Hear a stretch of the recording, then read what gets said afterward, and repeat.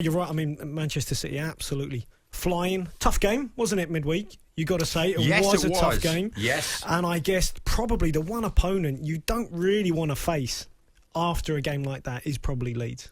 You know, with Bielsa ball and their high tempo, high energy, everything that they put into a football match. And as we know from the first game, which was a thriller, the 1-1, this is going to be a hard game. And obviously Pep against Bielsa, there's that little sideshow.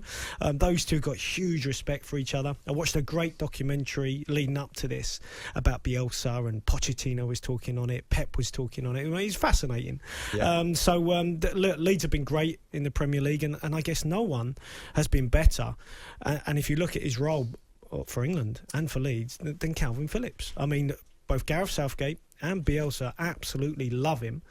He played obviously more minutes than anyone else for England, and he's a linchpin of their midfield. So I had a good little look at him, and it's really interesting because he does play that role that there isn't really an abundance of options for England. If you think about it, there's not many. He can play in there on his own. He doesn't need sort of another one beside him. Yeah.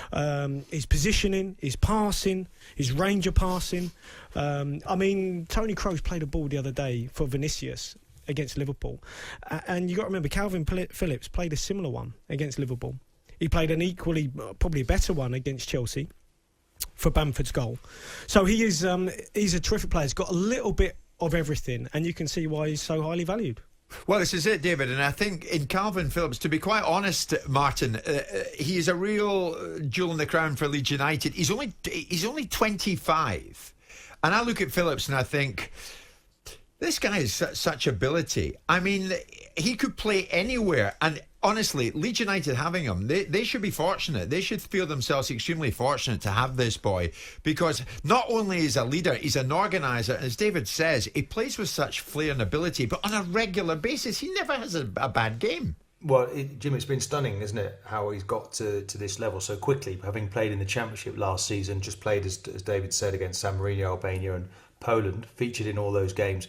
My only concern is when England elect to play with one deep rather than two sitters, how does he then operate in that in midfield? I can see where the last game against Poland, where Mount was playing either side of, they were both playing basically Phillips either side. I think he needs to be the deep line player. I think that's his role predominantly for Leeds. Yes, he is adaptable, he's mobile and quick, and he has a pass in the locker. But when he goes into a three and he plays either side of the deep line player, I don't think he's at his best.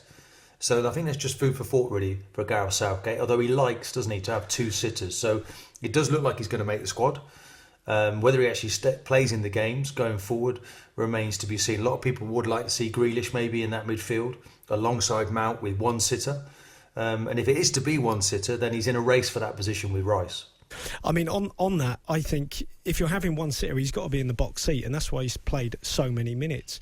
But you've got to remember, for England, he plays completely different than he does for Leeds. And this was the really fascinating bit, right? Looked at loads of their games, all the clips.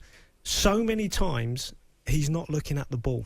You right? It's incredible. He's not looking at the ball. He's not looking at the ball. Right. Because for Bielsa, it's man-orientated. So at times, I've got captured images, and the ball is on the right wing, and he's sprinting away from the ball. It's almost as if, say, for against Chelsea, Kai Havertz, if he'd have gone to North London, he would have followed him. And he vacates the space far too easily, but that's because of what Bielsa wants. Against Chelsea in the opposite game, return game, he followed Havertz again out of his central area. Against Leicester, he followed Maddison into the back line, and he just vacates a huge area in the middle of the park. Now for England, that's not the case, because obviously Gareth Southgate goes, forget man for man, we'll pass him on, you stay in the middle of the park. So it's a completely different way of playing, which is fascinating for one, because obviously it's more, I guess, ball orientated rather than for Leeds, it's man orientated, and that's the real difference for the two. If we'd said to you, Martin, at the start of the season, where do you think Leeds United will be, say, the first week in April? What would you have said? Would you honestly have said mid-table? Would you say they'd be pushing right up there, knocking on the door of top six? Or would you say, you know what, they might go up to be coming straight back down?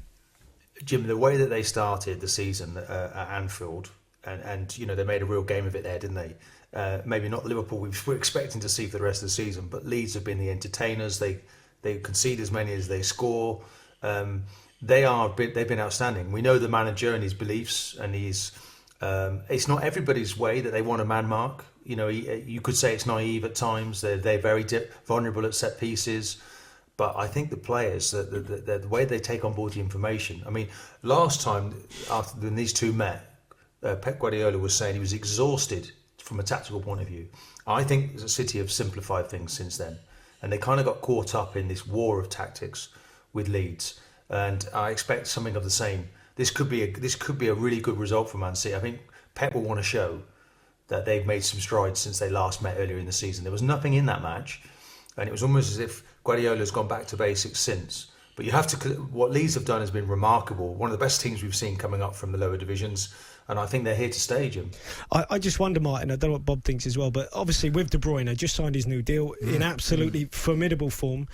If he's playing off the front like that, you know, is Calvin Phillips going to follow him everywhere? Because this is what Pep will be planning for. And as I said, I think these are the worst possible opponents after a Champions League game, and they've expended a lot of energy against Dortmund. An awful lot of energy. I think this could be a surprise result here.